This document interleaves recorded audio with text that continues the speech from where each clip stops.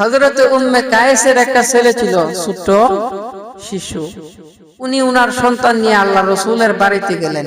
এমন সময় আল্লাহ রসুল খাবার খাওয়ার জন্য হাতটা ধুইছে, এখন খাবার শুরু করেন। আমার নবী যখন দেখলেন উম্মে কায়েস একটা সন্তান নিয়ে উনার কাছে আসছে, নবীজি কানা পিনার মধ্যে মাত্র বসছে, এখনো শুরু করে নাই।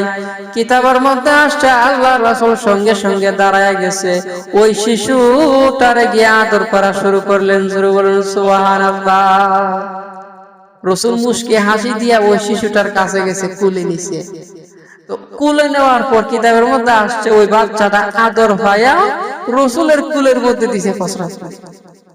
নবীজির কোলে কি করে দিছে মনে আছে নি? গত বছর এই যে বাড়িতে গেছিলাম, এক বাচ্চারা যে কুলো আমার কাছে নিয়ে আসছিল ফুদিতা, বাচ্চা বছর করে দিছেন না পাঞ্জাবির মধ্যে। ওই বাচ্চারা যখন আল্লাহ রাসূল কুলে আদর করে নিছে, বাচ্চা আদর হইয়া নবীজির কুলে কি করে দিছে। কিন্তু কিতাবের মধ্যে আসছে আল্লাহ রাসূল চেহারা মুবারক পরিবর্তন হন নাই, নবীজি রাগও করেন না। নবী বলেন শিশুরা হচ্ছে পবিত্র। শিশুরা কি পবিত্র?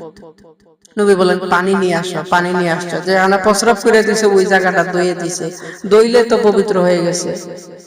এখন যদি রাগ করতো, নবীজি কষ্ট পাইতো, চেহারা মলিন হয়ে যাইতো, ওই বাচ্চা কি আর জীবনে নবীজির কাছে আইলো?